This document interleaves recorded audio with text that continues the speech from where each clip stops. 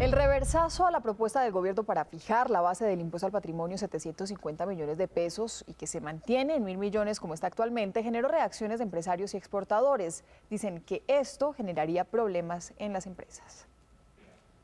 Según el Ministerio de Hacienda, al mantener la base del impuesto al patrimonio en 1.000 millones de pesos, este impuesto lo deberían pagar 52.026 personas naturales y 32.072 empresas. Pero las sociedades más grandes del país, como el Banco de Bogotá, aseguran que su impuesto al patrimonio se multiplica por 3. Entonces hoy en día el banco está pagando por impuesto de patrimonio 75.000 millones de pesos. Y dado que el patrimonio del Banco de Bogotá ya es 11 billones de pesos, pues entonces tendríamos un impuesto, o sea, cerca de 250.000 millones de pesos. Esto, según Figueroa, les genera afectaciones. Le va a sumar semejante cuantía del impuesto de patrimonio, pues eso va a estimular la capitalización. El gremio de los exportadores advirtió que la inversión extranjera y la generación de empleo también sufrirán con este impuesto. Si se incrementa la tasa, terminemos afectando la inversión, terminemos afectando el ahorro. Otros sectores de la economía criticaron el aumento del impuesto.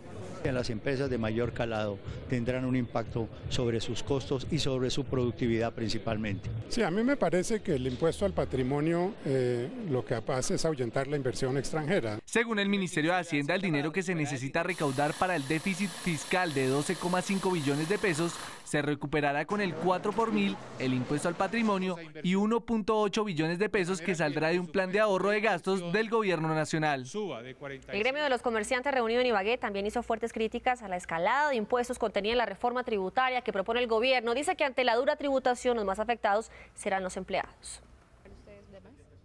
Como crítica y preocupante calificó el presidente nacional de FENALCO la nueva reforma tributaria. Dice que el tema de los impuestos se convirtió en un barril sin fondo. Porque es que el IVA le pega al comercio formal muy duramente por la competencia desleal que tenemos de cara al contrabando.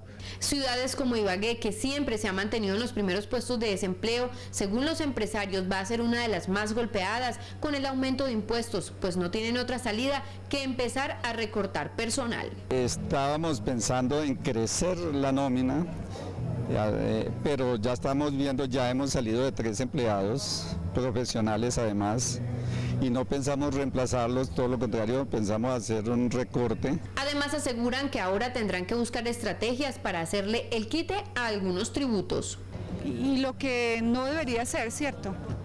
A mirar cómo buscamos la forma más de generar y de pagar más impuestos, sino de mirar cómo evadimos. Eso es lo que está buscando el gobierno con estos aumentos a los impuestos. En Ibagué, la alcaldía ha generado garantías de exenciones de impuestos a quienes decidan instalar sus empresas en la ciudad, pero dicen los empresarios que con la nueva carga de impuestos, varias empresas ya están pensando en posponer sus proyectos, lo que incidirá directamente en la generación de nuevos empleos. En medio de esta búsqueda de recursos del gobierno para cubrir el déficit fiscal que alcanzará los 12,5 billones de pesos para el 2015, nos dimos a la tarea de mirar qué tanto se va por el barril sin fondo de la corrupción. Hicimos las cuentas. Aquí les presentamos los casos de corrupción más sonados en el país. Uno de los casos más sonados es el del programa Agroingreso Seguro del Ministerio de Agricultura. Por ese escándalo fue condenado a 17 años y 4 meses de prisión el exministro Andrés Felipe Arias. Allí se investiga la pérdida de 12.700 millones de pesos de recursos destinados a campesinos. El carrusel de la contratación en Bogotá es quizás donde más recursos del Estado están embolatados.